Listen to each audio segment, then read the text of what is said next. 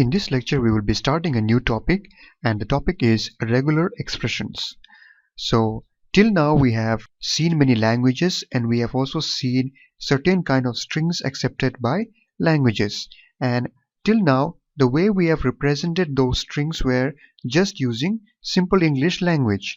Now, what are regular expressions? Regular expressions are used for representing certain sets of strings in an algebraic fashion. So instead of simply representing them as we used to do till now, these regular expressions are used in order to represent our strings in an algebraic fashion. So before we learn more about regular expression, there are certain points or rules that you must remember, and let's see what they are. Okay, so these are the rules or points that we must remember about regular expressions. So let's see the first point.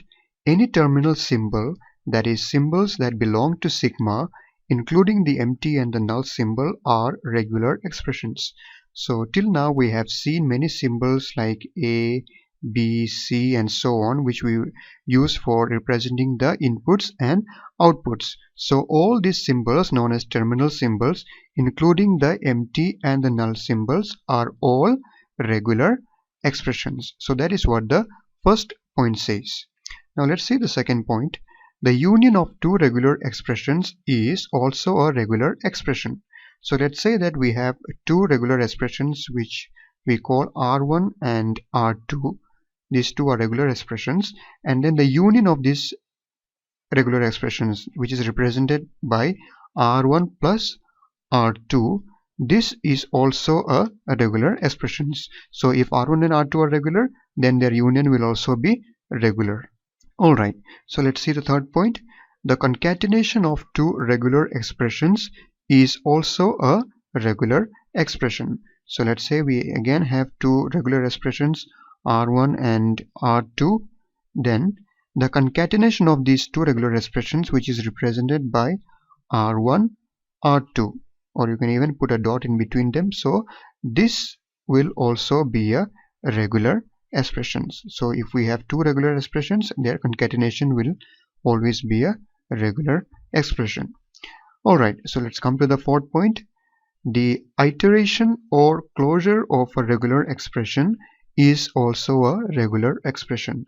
So if we have a regular expression, let's say R, and then the closure of R, which is represented by R star, will also be a regular expression. So what is this closure?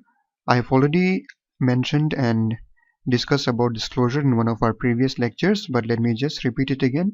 Suppose we have a symbol A, and then the closure of A represented by A star will be everything that you can form using this A. So it includes the empty symbol as well as A, and then AA, AAA, and so on. Everything that you can form using this A, it will be an infinite set. So that is the closure of A. So if A is a regular expression, then its closure will also be a regular expression. So that is what this fourth point is telling us.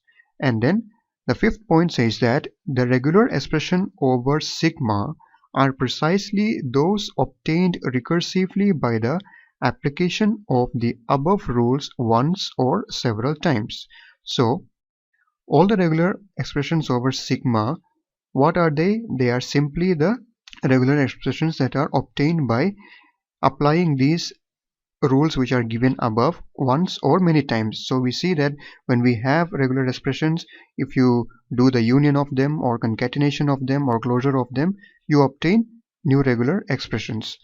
So this fifth point tells us that the regular expressions over sigma are those which are obtained by applying these rules which are given above once or many times. So these are the rules that we need to remember about regular expressions. So in the next lecture we will take examples and we will understand it in a better way. So thank you for watching and see you in the next one.